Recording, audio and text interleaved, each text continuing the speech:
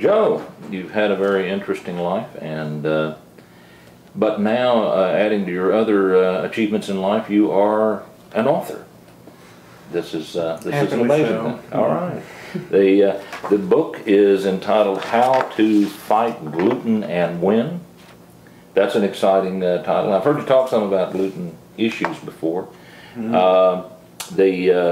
And it's some people feel like it's nearly a health epidemic related to gluten issues. I've heard quite a lot about it in the media lately. I'd agree with that. And but here we are. What inspired you to write this book? What got you going in this direction? I think it pretty well best describes it on the back side, about the author. I don't see how many pages, how many years here, but if you do a little, I'm 30, well, more than 30. Okay, you're more than 30, all right. So I had more than 30 years of intestinal problems. Okay. And so after 35, I got with the doctor and tried to find out what it was causing it. So I was in a food fight and I was not winning. So. Okay. You were in a food fight and you were losing. So it was then understood or came to be diagnosed that you were dealing with a celiac issue. Yes. Okay. Yes, absolutely. And gluten sensitivity. That's correct. And this then has potential for affecting a person in a lot of different ways, and that was your experience as well, I guess. Yeah, absolutely. Celiac is kind of like the iceberg disease, celiac being the top of the iceberg, and then there's about 20 other diseases that form the base. So there's 20 plus associated autoimmune diseases that can be helped if they know how to fight gluten and win, which after 4 years of being gluten-free, I learned how to win. All right, so you're sharing your secrets here. As it were. All right, well that's exciting. I haven't read the book yet, but I will when I get a chance.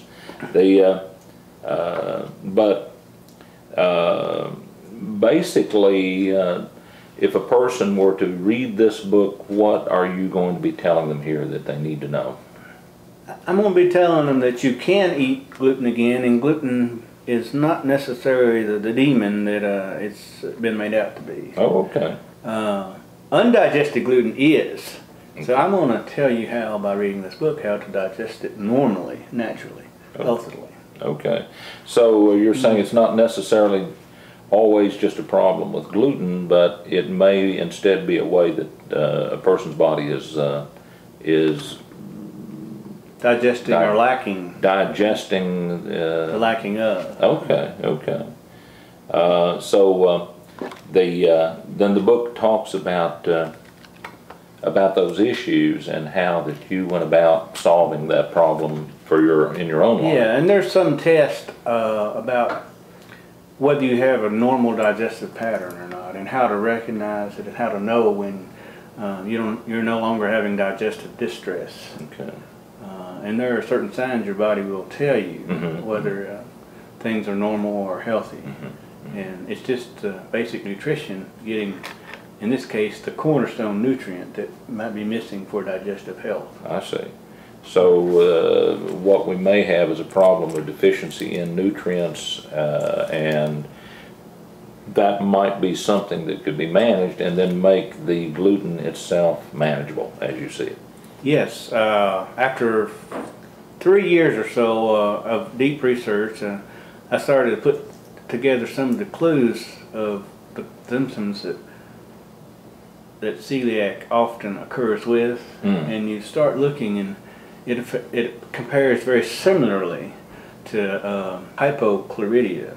I didn't say that first word right, sorry, but it's low acid is what it is. Okay. The sign of low acid, just like hypoglycemia is low blood sugars. Okay. So if you have low acid, your digestive juices can't cook up properly, cook your food, and you're basically in some effects getting food poisoning by what you're eating, and gluten is the one that is the most difficult to digest without a healthy level of acid. Okay, so you're saying acid can be a good thing. Acid can be a good thing. And we may in some ways be lacking sufficient amount of acid in our diet, or in our body may be not producing sufficient amounts of acid for processing these, particularly gluten. Gluten especially. Okay. And there are other food allergies. I mean, there's 8 the most common, but another test would be lactose. So you're having some acid, you have some acid, you can digest some of your proteins and fats, but lactose, being a little more difficult, requires a greater measure. So you may be able to eat soy or seafood or some of the other, maybe peanuts, some of the things that would give some people problem, but not you, because the various levels of your acid is different than another person. Right. But if you restore it to a natural, healthy level, your digestive fibers can cut up any protein, no matter how complex, even gluten. If you restore it to a healthy level. So you're saying that in your case, working on the issues of restoring healthy acid levels actually helped you in digesting gluten and in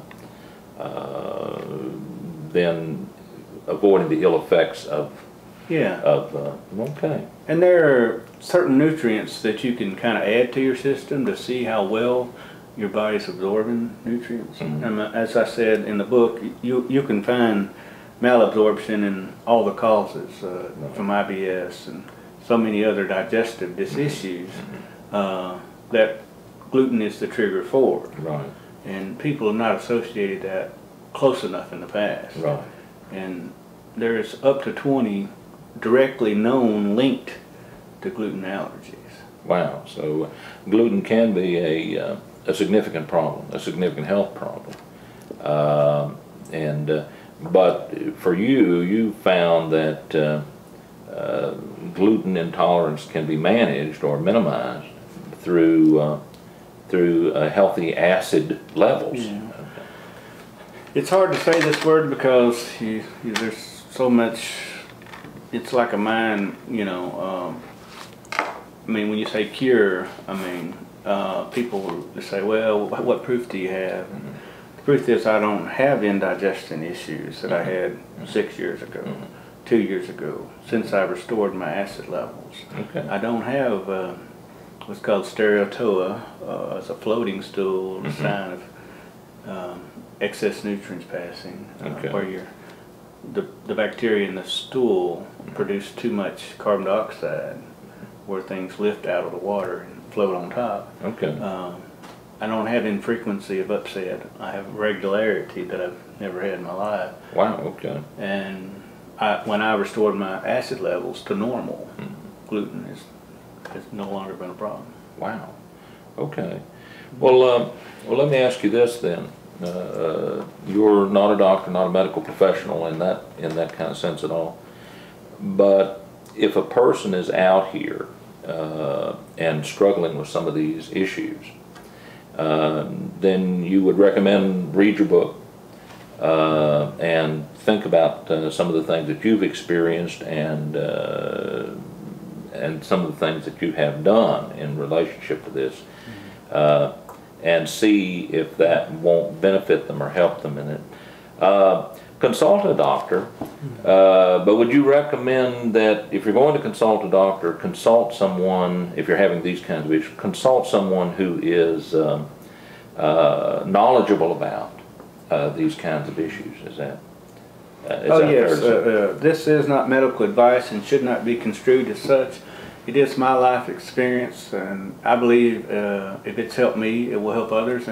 And through the last 2 years, as I learned that this is indeed a cure, I can eat gluten without any digestive upset, and including some of the things that I've learned or applied to my own life. I've tested out with different friends who've had other ailments and maladies that are related or might be to gluten, and 90 to 100% of those show improvements within 6 weeks to 3 months. Okay, so there may be some very good helpful ideas here that would help a person through some difficult issues. And again, I think it seems to me that if you're talking with a doctor or perhaps a dietitian, you would want to raise these issues with them or talk with them about these things and see if they are a healthcare professional who has thought about these issues or can address them with you. And find someone who has some expertise in these areas. In this particular nutrient, it helps your enzymic pathways, as all B vitamins do. I will tell you, it is a B vitamin that you're lacking, and you say you've lost the war with bacteria. That's what we know about probiotics today, and we heard about it in yogurt and other things. Right. And you have to restore the natural healthy balance. You need to be about 80% positive bacteria to 20% negative to help you digest all these complex proteins. Wow. Gluten being one of them. Right. And without this nutrient, your body cannot find the healthy balance that's necessary. Gotcha. Wow. Well, that's excellent. I really find this fascinating information, drawn from what had to have been some years of difficult experiences for you, learning as you went along, and now writing down your experiences for the benefit perhaps of others. So if a person would like to get a copy of the book, how will they go about doing that? They can go to www.celiacposterboy.com and there'll be a PDF version to download. Email me for a bound copy. There will be a future e-copy, like a Kindle version or some other electronic form. But I will say this is natural and healthy. This is what doctors tell you. You know, take vitamins and minerals. It's finding the right ones in the proper combination to restore your balance. Right. People are not going to tell you not to take magnesium or vitamin D or vitamin C, vitamin E. These things that you would need, B12, B2, whatever the B vitamin is that you need. They will tell you you need this. It's finding the right combination. Your cornerstone nutrient for digestive health will restore your digestive fire so that you can cook gluten. Yeah. Well, great. Joe, I appreciate your stopping by to talk about this, and I think it's something that may be helpful to a lot of folks along the way, and very interesting subject, drawn from some very significant and important life experiences that you yourself have had. That's tremendous. Yeah, and people can go out. I've included the appendix of the large research paper that is over 10 pages deep and was written about 12 years ago by a Canadian researcher that will explain if somebody wants to go out for themselves and confirm. This is not something new that I developed. It is confirmed medical research. It's just it's not been well distributed. I see. And if people are aware of it and know what nutrient to take, they can restore their digestive health and beat gluten as I have. So your goal is just to help get the word out, and for folks who may have had some of these kinds of difficulties, give them information that may be helpful to them in solving some of these things, as you have. Yeah, I mean, depending on what malady you may have developed, we'll use thyroid because it is probably the most extensive of those that do occur. Maybe depression. I'm not completely over depression, but it can help if you have these cornerstone nutrients supporting your body, erecting a strong foundation. But thyroid will occur in 1 of 3 people in their lifetime, and it occurs from a poor nutritionist state. And if you're low in certain select minerals like magnesium, selenium, and zinc, which you cannot absorb if you have low stomach acid, and you cannot regulate your thyroid production. Okay. Wow. So all these start to become tied together in the center. The nucleus is poor nutrition. What essential minerals and vitamins are you missing to produce, or either control your enzymes or to help your hormones regulate your body functions? Right. Well, I appreciate the information and appreciate your effort to get the word out, and hopefully a lot of folks will be benefited and helped by this effort. I feel like, Dan, it was really an onus. I had to write it because I know how to fight gluten. If somebody will listen it may be an opus to them. It may be able to really alleviate so many problems that I had for over 30 plus years. Yeah. And Wow. And you're not selling any product here or some No. sort of health product or something. You're just trying to get information out to fellow sufferers. yeah, you can go to the vitamin shop today or any other name brand, GNC, pick your pharmacy, and find $10 worth of a nutrient and cure your gluten problems. If that's your problem, this will help. All right. Well, very good. Well, thanks again. Well, good to talk with you. Enjoyed it.